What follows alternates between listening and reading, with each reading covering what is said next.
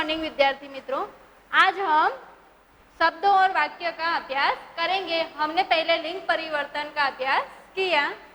शब्द और वाक्य, तो जब शब्द वाक्य में प्रयुक्त होता है तब उसे पद कहा जाता है और सार्थक पदों के समूह को क्या कहते हैं? वाक्य कहते हैं। हम उसको समझेंगे। जब शब्द वाक्य में प्रयुक्त होता है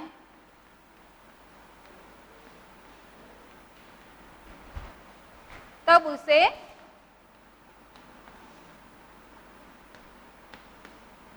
पद कहते हैं।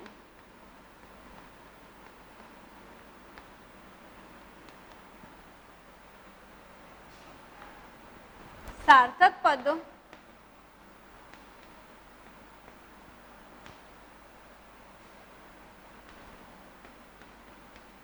के समूह को वाक्य कहते हैं।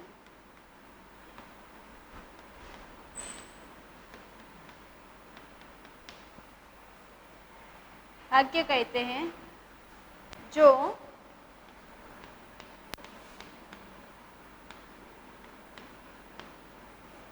विचार को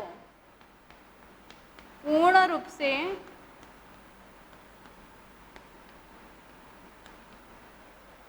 व्यक्त करता है।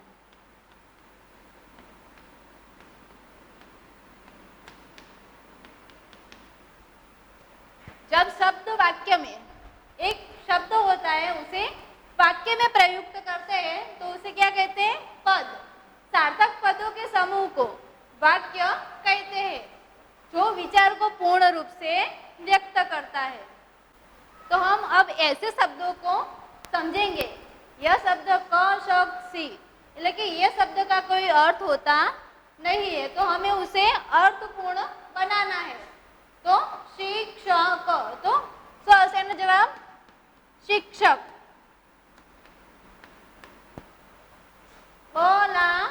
गु, तो यह शब्द सही तरह से नहीं है तो गुलाब।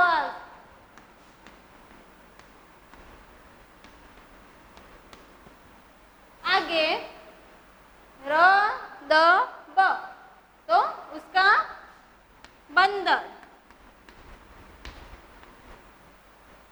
नरिजव, नरिजव यानी कि जनवरी।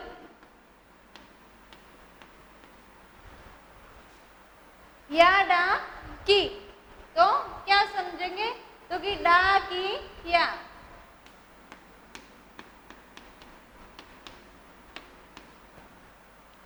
चनपब यानी कि बचपन।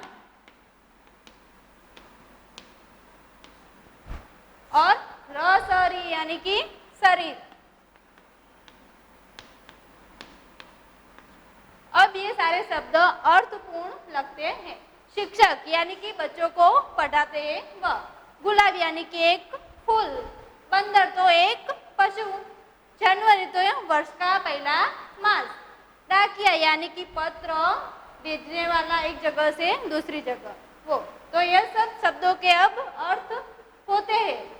अब हम ऐसे शब्दों को समझेंगे जिसका यहाँ पर कोई अर्थ नहीं है पर उसे सही क्रम में रखने पर एक अर्थपूर्ण वाक्य बनता है। तो जहाँ एक है रहा आदमी, तो इसका कोई अर्थ नहीं होता है तो उसे सही क्रम में घोटने से एक सही वाक्य बनता है। तो एक आदमी जा रहा है। दूसरा देखिए, मीठा का गाय है दूध होता, तो गाय का दूध मीठा होता है। तीसरा वाक्य देखिए, घास है गाय खाती। ऐसा कोई वाक्य नहीं होता, उसका कोई अर्थ नहीं निकलता है पर गाय घास खाती है। गया बढ़ का तेल भाव, तो उसका अर्थ नहीं निकलता पर तेल का भाव बढ़ गया है।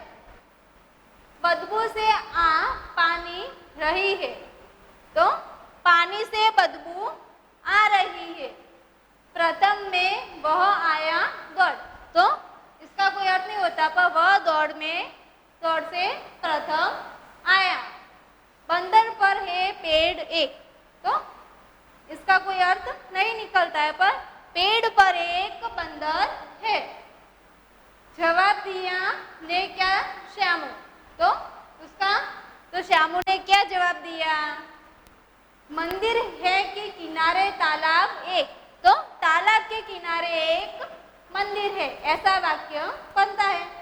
रहा था बगदाद काफिला जा और की, तो काफिला बगदाद की ओर जा रहा है, तो ऐसे जिसका अर्थ नहीं होता, मतलब कि यह वाक्य क्रम में नहीं है, तो उसे क्रम में रखने पर एक अर्थपूर्ण वाक्य बनता है।